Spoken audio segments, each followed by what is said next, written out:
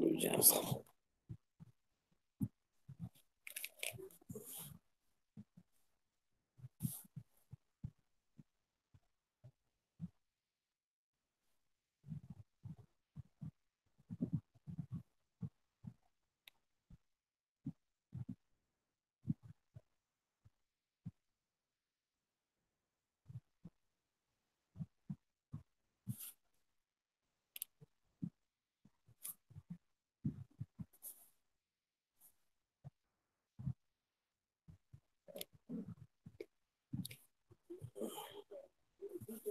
Monday of next week. This is what we're all looking forward to as we approach the end of August. We've got some great weather with highs in the 80s and lows in the 60s. It's going to be fantastic. Plenty of sunshine and not seeing another chance for storms coming up again until Tuesday. But then here comes the hot weather. We're not done with summer.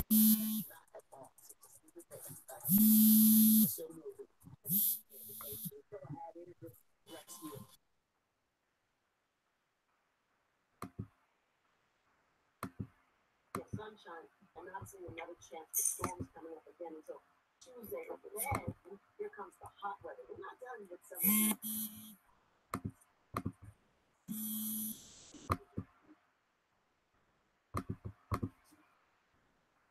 Oh, he's gone.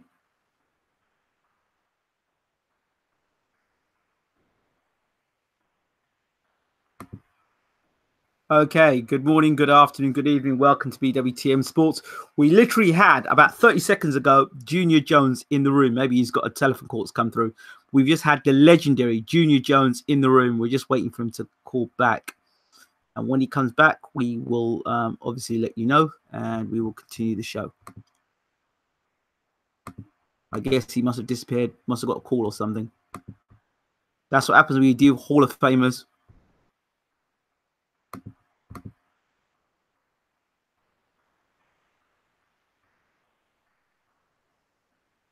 We're back.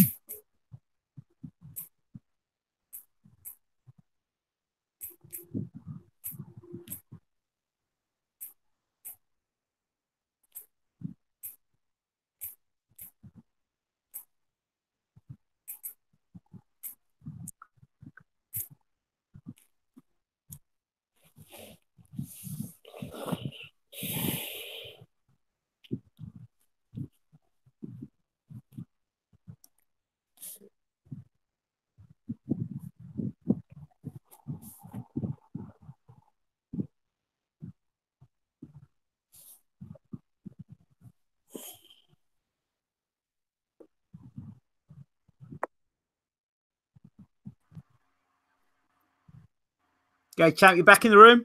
Yeah, I'm back in the room. Okay, cool. I know it's new. Technology is one that can mess with us all.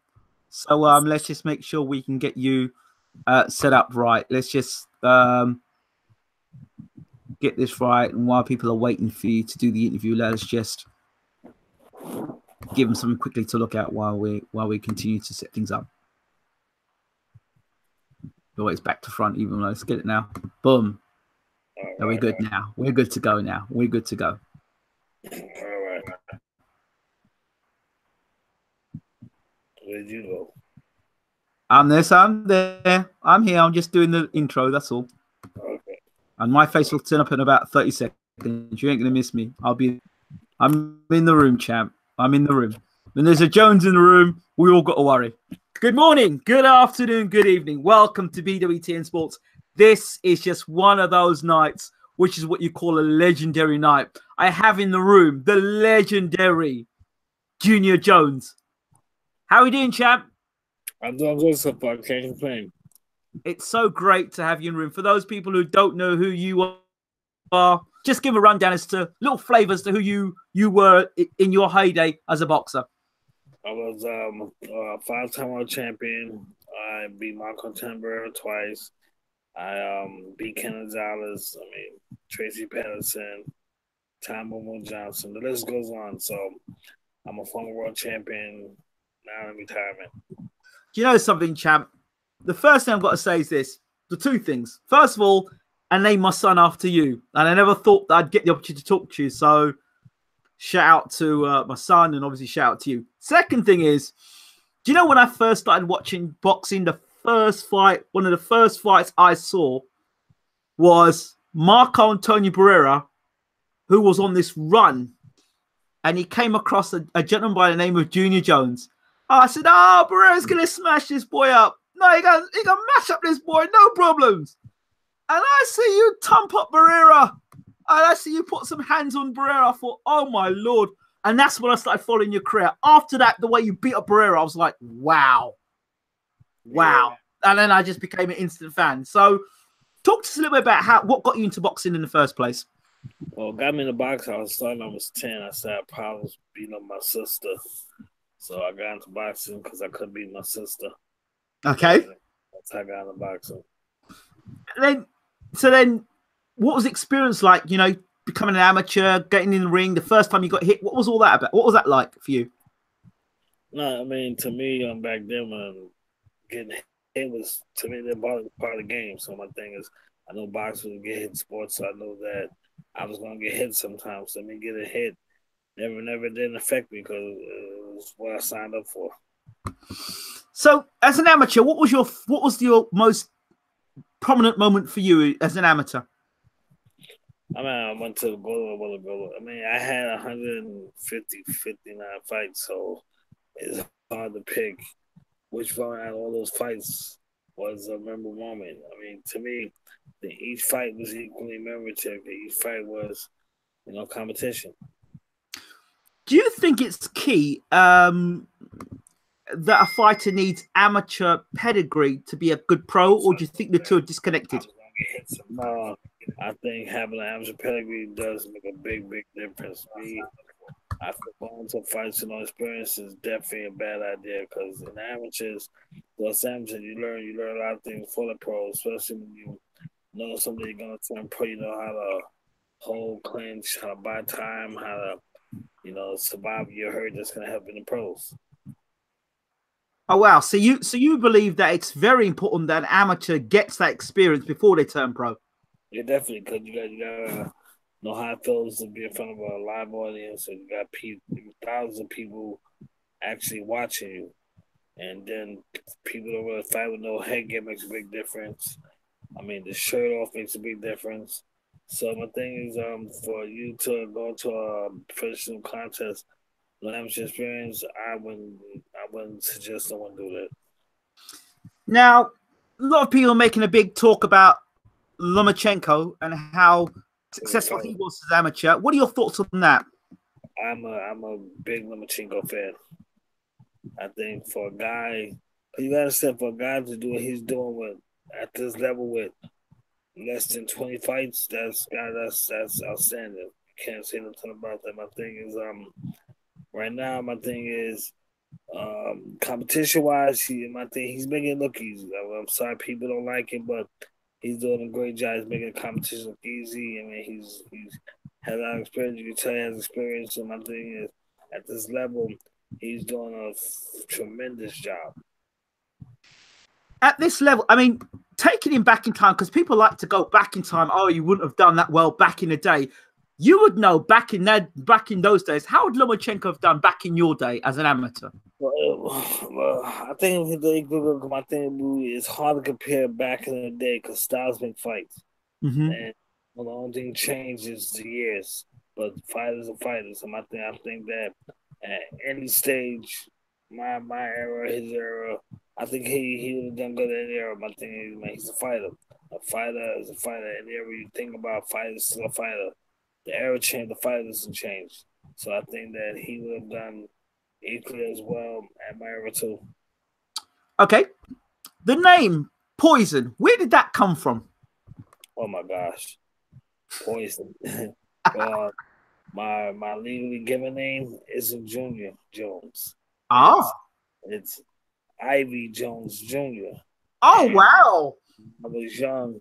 I used to always get teased as a kid being called Poison Ivy, Ivy Soap, Ivy Liquid. So at that time, I was like, damn, I need it. So someone said, so I was fighting amateurs one day, the Golden Girls. I was in the finals, and I knocked this kid out really good and nice. And the guy says, "Wow, this guy got poison in his right hand."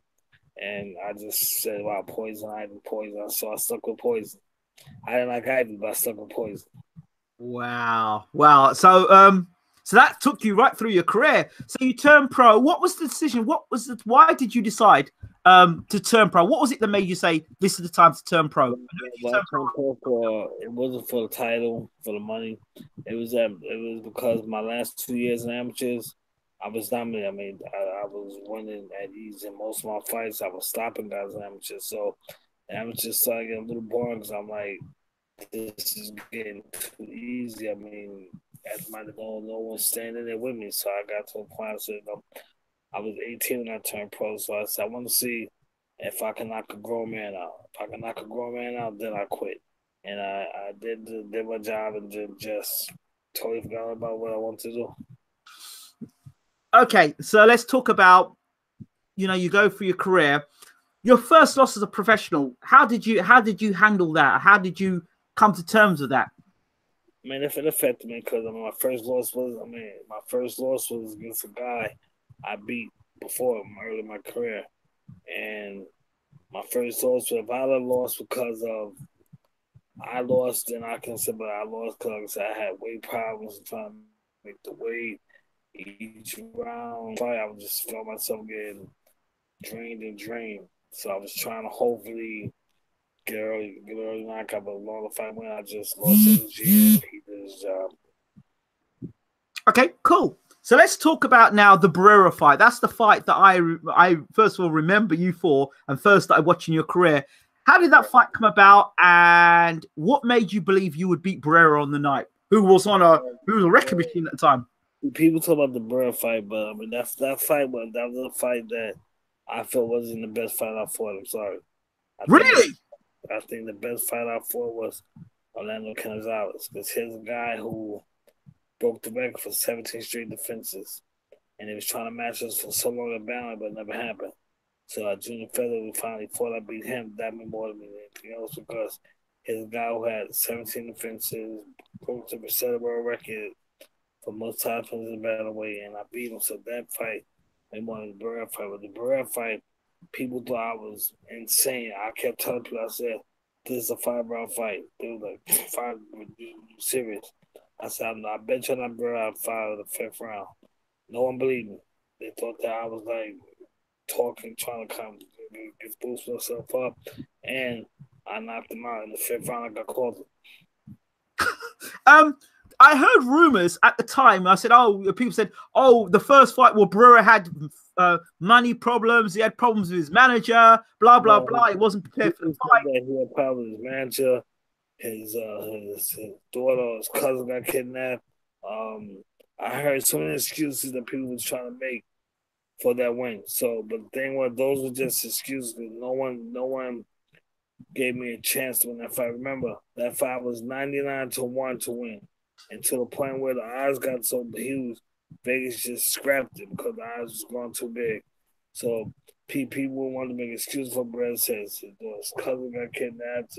They made so many excuses, but when you're a fighter, you learn how to put the net block things into your job, and I did my job. Other fighters that are around at the time, I believe Kevin Kelly, Nassim Hamed. What happened with those fights? And Eric Morales? Well, those fights, I don't know what they just. I mean, I won't say those guys are scared of me, but I just think it's a matter of deals didn't go through. The Morales fight, Morales just caught me at the perfect time. Not taking no credit from his win because he did a tremendous job, but at the time I had my weight. I had so many weight problems. I was trying my best to make the weight to like I was straining. Then I got to Mexico. They told me to don't eat the food, don't drink the water. So I waited 2 days to get water flowing. So I couldn't drink no water. So I waited 2 days for water to get flowing in. So Morales called me at the time. Like I said, I was extremely weak. I was just hoping to land a prayer and win the fight. But like I said, he just caught me at the right time where making weight was extremely difficult. That's why I moved up. Okay. Nassim Hamed, the fight that I always wanted to see you in, but never seemed to happen. There was talk about it, but never seemed to happen. Tell us your side of things. Well, man, I'm not gonna. Go off the handle. So he was scared of me. I think he was scared of. He's a fighter. He was just scared, but it's a fight. I think that he really didn't really want. I think it's a fight that could have been made, but obviously, if he wanted to fight me, the leverage is on his side. He at that time he can call the shots. So when that fight didn't happen, it's because Hamed didn't want to fight me for a reason. Height, power, he didn't want to deal with. One thing is, if he wanted that fight, he was in power control at that time. He didn't call the shots in. By him not calling that fight, he didn't want that fight. In your opinion, did you think Hamed at the time before he fought Barrera was worthy of the credit he was getting, or do you think that was more hype than anything? People can knock him at the one. He deserved all the credit and then some, regardless of who he fought. Fighter's a fighter. I don't care who you are. We've seen guys lose to the worst guys, and he was knocking guys dead. He wasn't the weapon to stopping fights. He was knocking guys out till you had to stop the fight. So, regardless of what people say about him, man, he can crack. He really cracks well. My thing is, he was very good fighter, very good puncher. People just didn't want to give him credit for it, but he was worth the credit he was getting. He just had a style that people thought they weren't used to seeing. They thought this guy was a fight, okay, fight, but he made that style. The organisms worked his ability, and everything he got, he did deserve. In terms of your own career, what was it? What was the triggering moment for you to decide to retire? The triggering for me to retire was when I went at first. When I thought I was going through a nasty divorce, and second of all, it was like when I retired, I lost to a guy to this day. I don't remember his name, and I lost to a guy. He was the worst I lost to. At that point, I felt that I'm not going to continue to fight for money. I'm not going to continue to fight to embarrass myself. I'd rather just bow gracefully. If I lose to a guy like this, at the time, this is not going to work for him. I'm not going to say I'm not going to be a punching bag, be a opponent for nobody to have my name on their resume. So I decided to retire.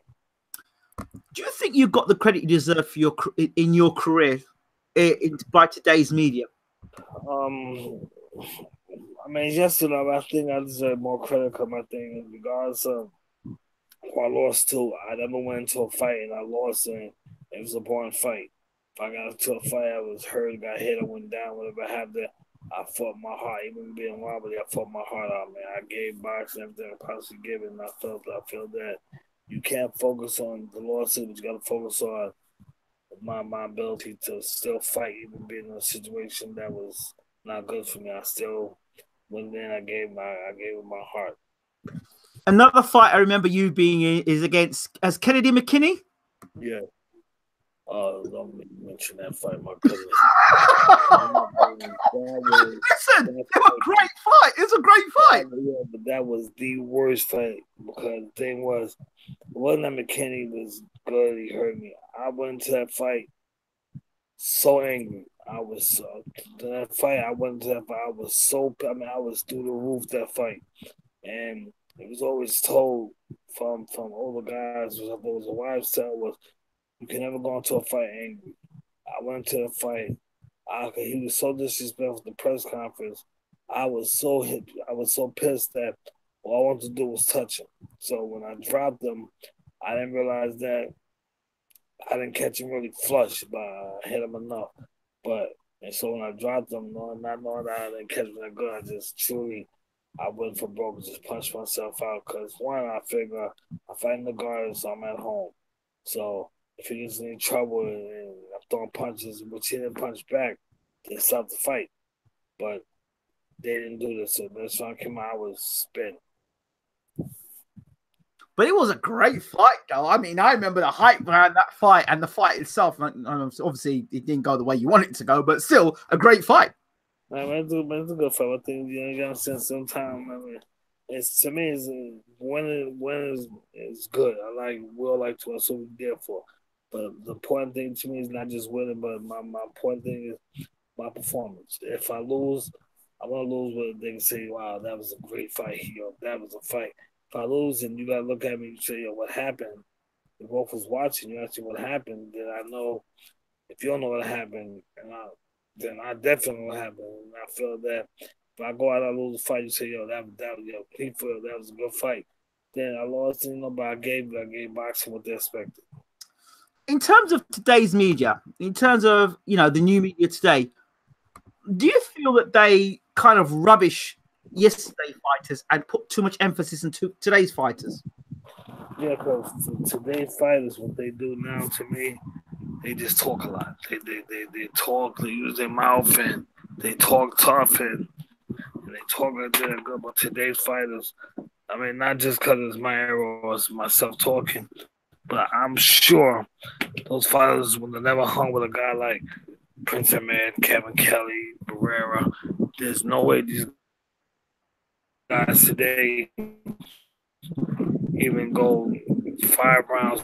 It is a lot watered down. It's all about hype. It's all about who comes in with the matching shoes and matching trunks and those good and who talks the best game to hype the fighter. That's what it comes out. But today's fighters, I mean, I don't disrespect them by name or anything, but these guys cannot fight a lick. These guys are just pro amateurs into to this game today. Today, these guys they don't fight to please the crowd, they fight to please themselves. What would you think of the current crop of, say, super bantam to featherweight? Frampton, Rigondeaux, Quigg, Santa Cruz, Mares. Where'd you put these guys? Mikey Garcia, those guys, Crawford. Those guys are very good fighters, especially Crawford. Yeah. These guys, there's certain guys who I feel would like Crawford would have hung in my era, any era. And certain guys to me that's just good for their time. Mikey Garcia, good for just his time. I mean, Cruz, good for just there's certain guys, Rigondeaux, good for his time. But good for the era when boxing was really boxing, not watered down with lighter guys, had to fight hard to make that money. Yep. No, these guys are the hunt. Right now, these guys so where'd you put a guy like Golovkin then?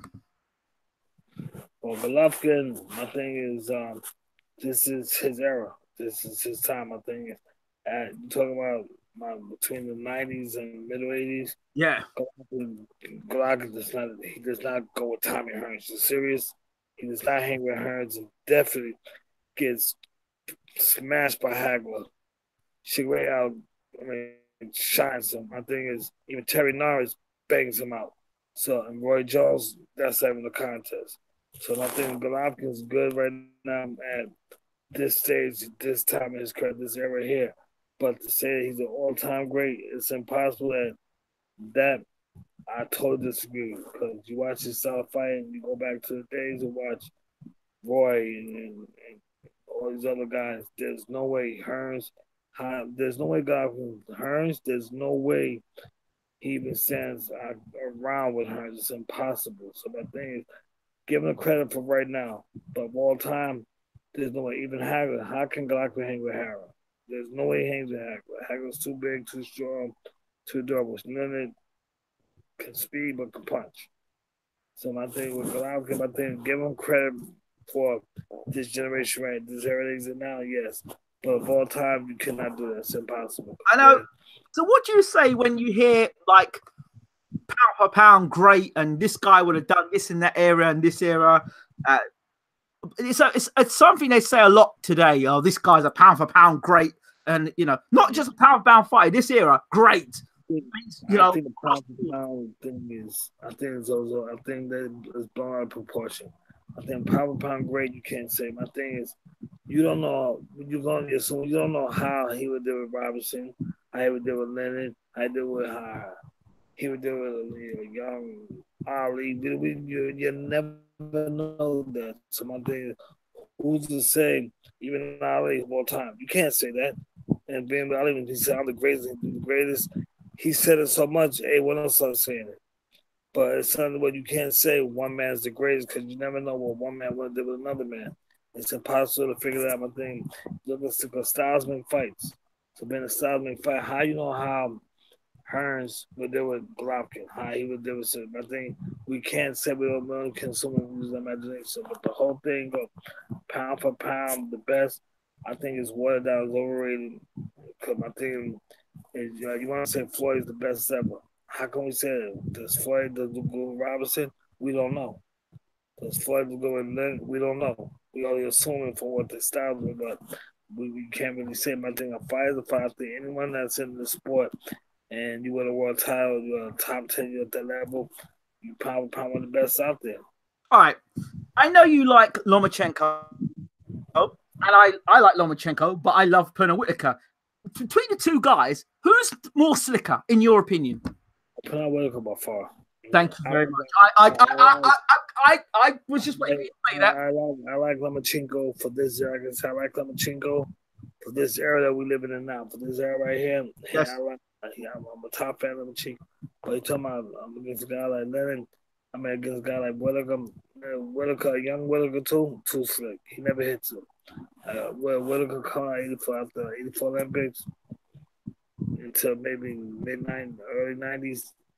Never hits him. Too slick. And that's not even saying, well, you never know what happened. That's a guarantee you know for a fact that young Whitaker, Lomachenko's good, but he's not. Like I said, on the right here, he is truly the best center, the best gift. But to my Whitaker, no. That's like saying, he does good, God rest his soul, with young Camacho. Never beats a young Camacho. So right now, for this, but that's what people gotta say, for this generation here, yes, but with Camacho and Leonard and Whitaker, even Melzer, there's no way possible he hangs with Melzer. Melzer had hand speed that was incredible. It had power to top it. So if you look at the style of the fight, you look at the Lomachenko fight, you picture Melzer fight, you look at it, there's no way he touches Melzer. It's impossible. The big fight that everyone was talking about was Wilder and Joshua. Now you'll be getting Wilder versus Fury. What are your thoughts on Tyson Fury's comeback? Tyson Fury, I think he's a joke. I think that he talks a good game. Tyson Fury's good for a hype. He's good to make a fight happen because he'll talk himself to ask you. He'll talk himself to make a fight look good. He'll talk himself to make you want to see, I want to see this fight. He talks good. Tyson Fury, that guy is the worst. His talk is better than his fight. Now, Joshua, he's the real deal. I mean, me and my brother are very best friends, me and Marvin. But him and Joshua is the best that he pounds all out. He pounds them all out. So you think? So how does Wilder do against Fury? Wilder beats Fury. That's I mean, I said Fury can't. Fury is like I said, like maybe he's in the top 3 of the best amateurs. But as a pro, I said Fury got you guys focused. He's very antic. He talks good. He animated and looks good, which is good for boxing. But can he fight? No. You look at his fight when he fought Klitschko, young Klitschko. Are you kidding me? He no for Fury. Like I said, he's a good hype man, but he's not a fighter. He's a great top 3 amateur, but not a good fighter as a pro. So you think Wilder beats him, and why do you think Wilder beats him? I think Wilder beats Wilder. First of all, Wilder's tall. Fury's not as tall as Wilder. Wilder wants to market. Wilder uses the jab. Fury don't know how to. Fury, like I say, he don't move his head all that quick and all that well. And I think Fury, you gotta stand, and once you gotta actually stand there and do nothing for it to hit you. And if you gotta fight up, throw punches back, Fury can't punch. And then while Wilder being tall and lanky, how does Fury get in? That's Wilder. The only way Wilder wins that fight, Wilder lets him get in. Wilder lets him win. But Wilder fights with Mark that tells him to fight. Fury has no chance of winning. No chance. Nah, I'm thinking, but I said Fury all you a fool because he's very antic, talks and comes there, he acts crazy, he's constantly antic. But you watch Fury's he's not a heavyweight champion. I'm sorry. He's like maybe top 5 amateur, but not a heavyweight champion. You see when he first fights Wilder, or even like Joshua murders him. Joshua murders him quickly. So Fury, like I said, he's not that good to me at all. How do you make of Joshua Wilder? Who wins that one? Joshua. Why? Because Wilder, what's his last name? What? Exactly. Take the ER out. And that's how he fights at times. And Joshua is technically sound. He's a guy, Joshua, that uses a good jab. Defense ain't wild. It's not bad. He don't just stand for everybody he fights. He fights everybody differently. You watch his fights, he don't fight everybody the same. Everybody gets a different look. And I think that the Wilder fights, those wild punches, Wilder gonna have Wilder throws a lot of haymakers and winds up. And if Joshua gets that, Joshua will walk right through that. And once Joshua hits him, that's all she wrote. But you're saying that, but in terms of the skill level of Fury, people say, well, the skill level of Fury and the punching power of Wilder, that's what it's about. They're saying, oh, well, if Fury can get back to how he was against Klitschko, then he should beat Wilder. Yeah, they can beat Wilder, but you got to say anybody can beat Wilder. Because Wilder, he gets very wild at times. Very wild. And my thing for heavyweight, he got the smallest legs. So if you hit him with a good shot in the heavy division, how do you stand up to take more punches? Doesn't happen. My thing with Fury, don't do enough to beat a guy Wilder. Fury's too slow and he's too predictable. You can't do the same thing over and over and over again without a good fighter picking up on it. And one thing about Wilder has a lot of experience and was a good fighter.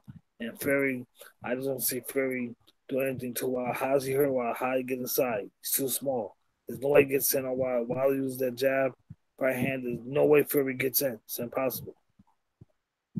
So, okay. Very, very, very, very interesting there. Golovkin, Canelo too. I like Canelo. Golovkin, I think people put a little bit too much emphasis on Golovkin. Golovkin, you gotta say what one thing that Golovkin do, you just stares at him and say, wow. He don't. Golovkin, he punches okay. He's not a great. His punches okay. People give him too much credit. He's a good puncher, but he's not that devastating. I think Canelo, he's shown in fights. He uses a good jab. Mexican uses a good jab.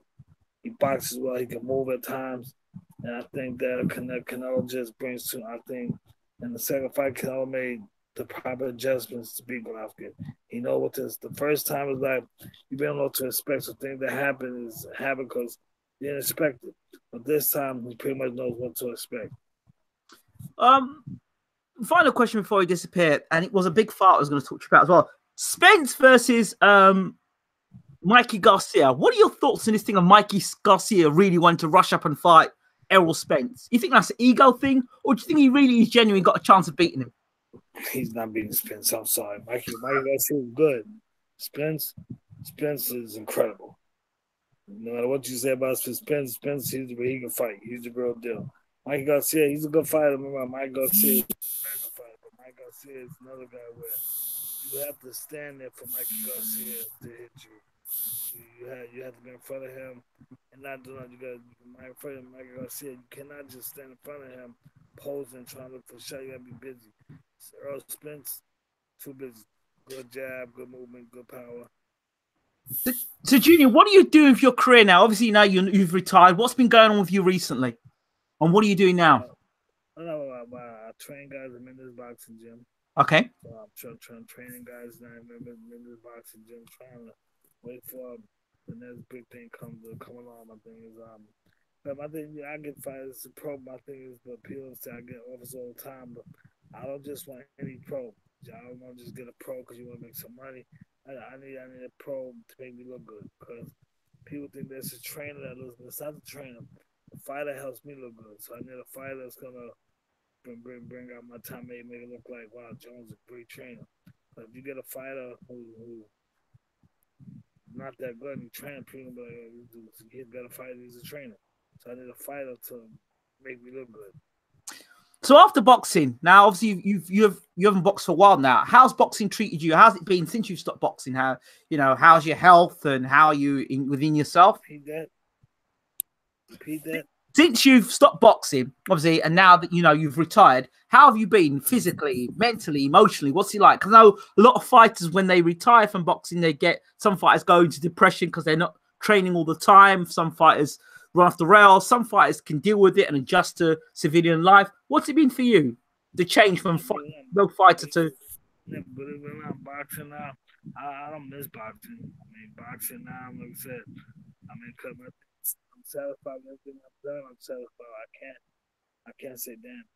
I wish I became champion. I want to have to fight HBO. I can't say those things. So my thing, as far as my accomplishment, I accomplished more than what I wanted to accomplish. When I turned pro, all I wanted to do was just win one title. So I wasn't be champion, just be world champion. I did 5 times. So my thing is, I accomplished more than what I expected to accomplish. So my thing, even with fights I lost, I have no regrets to say, wow, I wish I did this. I don't wish, because my thing is, I did what I was supposed to. I wasn't there, and I gave people what they paid for. I didn't lay down. I tried to fight hard every fight. So I think there's nothing I can say that I regret from boxing. Financially, I can't say, damn it, man. At that time, the money back then was good. Now, today, those fights, the money would have been millions of dollars. But at the time, for guys wearing 126, 122 $1 million, that's not going to happen. Look how good you are. It's not going to happen. So my thing, the only thing I regret is money. I wish the money they're making now, I wish I was making then. You were sure in that era. Do you play any video games yourself, Junior? Boxing video games? Excuse me? Have you played any video boxing games before? I can't just repeat that. Have you played any video boxing games before? Oh, yeah. I played 1 or 2 games of me in it. Okay. Well, you do know that we are the official channel for Round Boxing.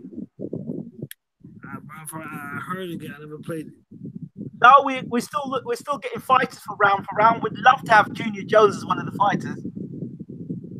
Yeah, like I said, I've heard round for round, just I never played it. So no, it has to be. We haven't created it yet. It's still in development. So we're looking for fighters, and you'd be a great fighter to be in the game. Oh, really? Yeah. Oh, wow, man. Like I said, I like to be involved. Okay. I mean, I love video games. I play games all the time. We'd love to get you in the game. Well, I'll talk to you further about it afterwards. But Junior Jones, thank you so much. The legendary Junior Jones, thank you for being on BWTM Sports. We thank you for your time. Thank you for yours. Thank you. Thank you, champ. Sure. So there you have it. The champ, the 5-time champ, Junior Jones in the room. Legendary Junior Jones in the room. That what just happened out of just a random thing. We were on Facebook, and we were talking. He said, I said, I'd love to do an interview with Champ. And he said to me, when? I said, whenever you're available. He said, now. So we did it. So there you go. Legendary Junior Jones and his thoughts on the boxing world. Hall of Famer as well. So that's fantastic stuff. Right, that's it from BWTM Sports. We're out of here. Take care.